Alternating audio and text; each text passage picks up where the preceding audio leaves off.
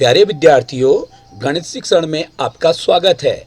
आज मैं आप लोगों के सामने प्रस्तुत कर रहा हूँ यदि इसे हम आयत कहें तो इसकी भुजा की लंबाई है 16 सेंटीमीटर और इसकी चौड़ाई है 8 centimetre.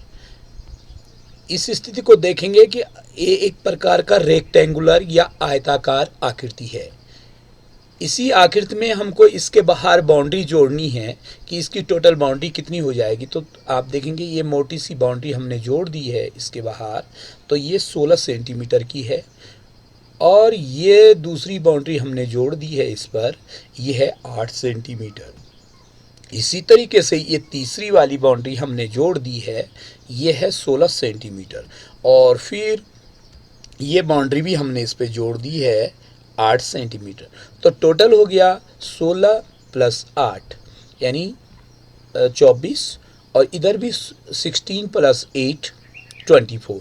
24 into 2 is equal to 48 centimetre. तो इसकी जो आउटर मोस्ट लेंथ है ये यहाँ से यहाँ तक और यहाँ तक और यहाँ तक, पूरी जो ये लेंथ है ये हो रही है 48 सेंटीमीटर। इसे इसका परिमाप कहते हैं या पेरीमीटर कहते हैं। ये देखिए पेरीमीटर या परिमाप के नाम से इसको जाना जाता है। तो देखेंगे इस आकृति का, जो कि हमने आयताकार आकृति ली थी या आयत लिया था, आयत का परिमाप या पेरीमीटर जो निकालने का तरीका है कि उसमें लंबाई में चौड़ाई जोड़ देंगे और उसका दुगना कर देंगे।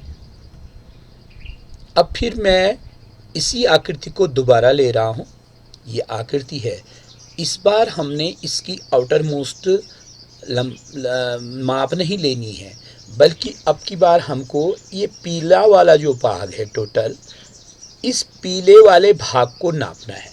तो पहले तो हमारे सामने एक समस्या होती है कि इसको किस तरीके से मीजर किया जाए, किस तरीके से मापा जाए, इसको मापने का तरीका क्या हो सकता है। अब इसके मापने का तरीका तो ठीक है कि हमने नापा इसको भी नापा, इसको भी नापा पटरी से और इसको भी नापा पटरी से, लेकिन अब की बार हमारे पास जो समस्या है वो ये है कि इसको कैसे नापा जाए। तो इसको मापने के लिए देखिए एक तरीका अपना रहे हैं। ये 16 सेंटीमीटर लंबा है और 8 सेंटीमीटर चौड़ा है। अब इस तरीके को देखेंगे कि इसमें क्या तरीका अपना रहे हैं। यस, दिस इज ये बॉक्स जो लुढ़कते हुए यहाँ पर आया है, ये है हमारा एक स्क्वायर, वर्ग है और इस वर्ग की जो माप है वो 1 सेंटीमीटर लंबा 1 सेंटीमीटर चौड़ा करके इस तरीके से एक वर्ग बनाया है। ये इसको हम कहेंगे 1 वर्ग सेंटीमीटर। इस तरीके से इसको मापने की कोशिश करते हैं पूरे को। देखिए 1 वर्ग सेंटीमीटर हो गया, 2 वर्ग सेंटीमीटर हो गया, 3 वर्ग सेंटीमीटर हो गया, 4 वर्ग सेंटीमीटर हो गया, 5 वर्ग सेंटीमीटर हो गया, 6, 7, 8, 9, 10, 11, 12, 13, 14, 15 और 16 वर्ग सेंटीमीटर।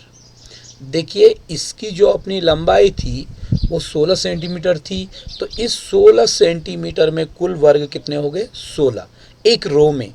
अब क्योंकि ये 8 सेंटीमीटर है, एक रो ने 1 सेंटीमीटर इंगेज किया यहाँ पर, तो अब 8 सेंटीमीटर है तो देखेंगे 16 दूनी 32, 16 तिया 48, 16 चौको 64, 16 पंजे 80, 16 छक्का 96, 16 सत्ता 112 और 16 अट्ठा 128। तो इसमें टोटल जो वर्ग बन गए हैं, टोटल जो स्क्वायर्स हैं सेंटीमीटर वाले, वो 128 हो रहे हैं। यानी ये इस टोटल एरिया का ये जो क्षेत्र है जो पीला था उसका मेजरमेंट हो गया।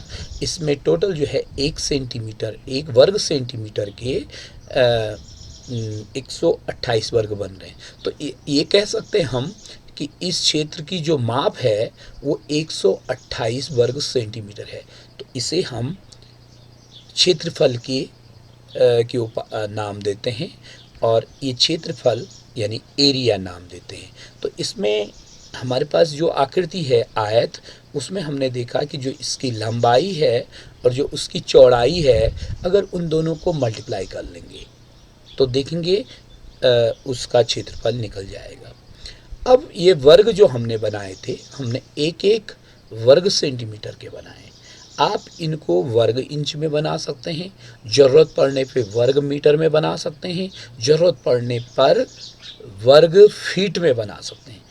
आपने सुना होगा कि जब लोग ज़मीन बेचते और ख़रीदते हैं तो वो वर्ग फीट में बेचते हैं, यानी 1 फुट लंबा 1 फुट चौड़ा जो वर्ग बना दिया जाएगा उसे एक वर्ग फीट कहा जाता है। तो इसी तरीके से वर्ग गज में भी बेचते हैं, लगभग 3 फीट के लगभग 1 गज होता है, तो इस तरीके से भी बेचते हैं, या मीटर में भी बेचते हैं तो वर्ग मीटर में।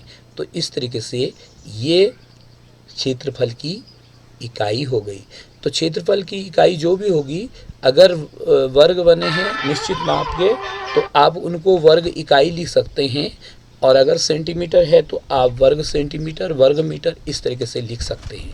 अब मेरे पास ये कुछ आकृतियां हैं, देखते हैं इनका क्षेत्रफल और परिमाप आप किस तरीके से बता दें।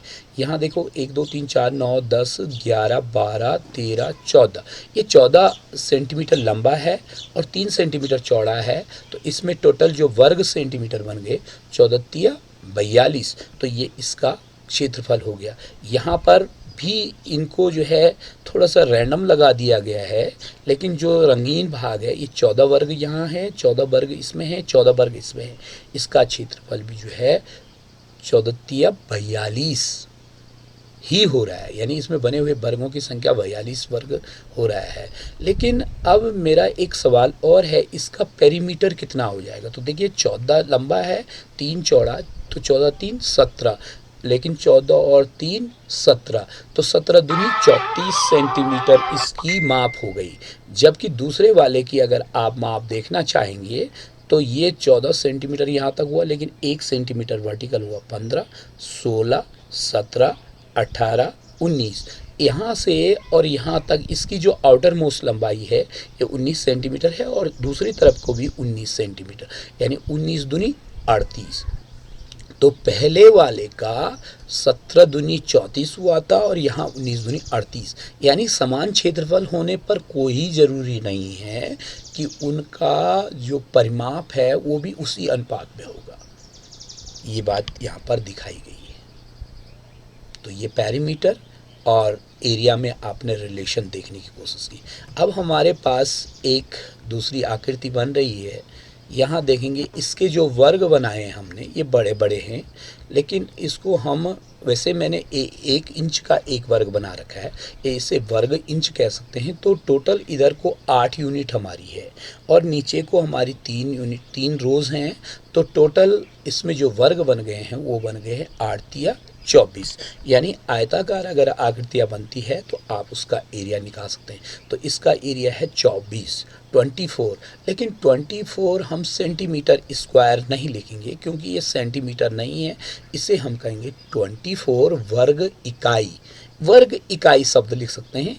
अब ये हम कंफर्म हैं कि मैंने इसको 1 इंच का बनाया है, तो इसको कहेंगे 24 वर्ग इंच। अगली आकृति को देखें, यहाँ पर 2 3 4 5 6 7 8 9 और 10, टोटल मैंने जो है यहाँ पर 10 बना दिए हैं और ये 3 बार 3 रोज़ में कर दिए हैं, तो 10 या 30। इसके जो स्क्वायर्स बन गए हैं वो 30, यानी 30 स्क्वायर्स यूनिट, यानी 30 वर्ग इकाइयाँ इसका क्षेत्रफल हो गया। इस तरीके से आपको क्षेत्रफल की अनुभूति और परिमाप की अनुभूति हो गई होगी।